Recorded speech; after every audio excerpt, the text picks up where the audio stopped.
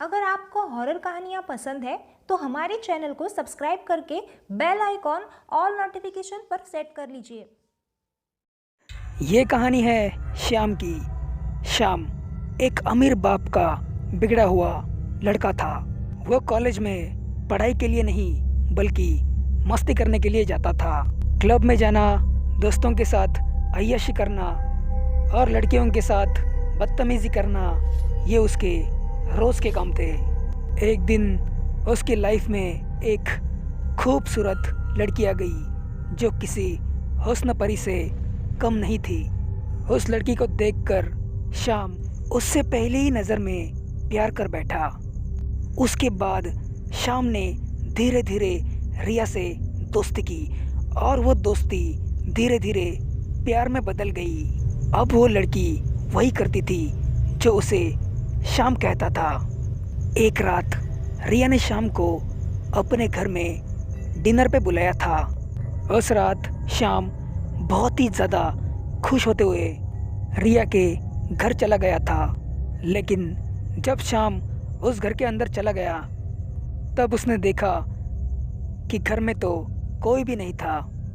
उसने रिया को आवाज़ दी लेकिन रिया का कहीं भी अता पता नहीं था।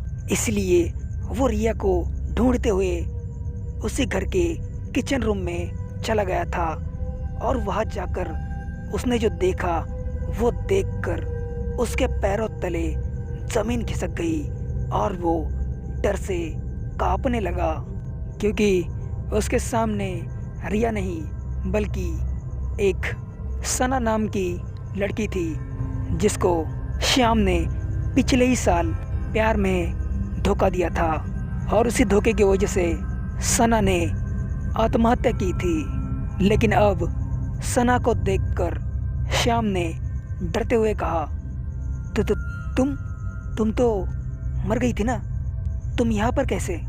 इस पर सना ने कहा, हाँ मैं मर गई हूँ लेकिन मुझे मुक्ति नहीं मिली, क्योंकि जब तक मैं तुम्हें नहीं मारूंगी तब तक मुझे मुक्ति नहीं मिलेगी। अब मरने के लिए तैयार हो जाओ। श्याम ने कहा, नहीं सना, मुझे छोड़ दो, मुझसे बहुत बड़ी गलती हो गई। लेकिन सना ने उसकी एक भी नहीं सुनी और वो वहाँ से गायब हो गई। उसके बाद उस पूरे किचन में आग लग गई और उसी आग में श्याम जलकर राख हो गया और फिर सना की आत्मा को मुक्ति मिल गई।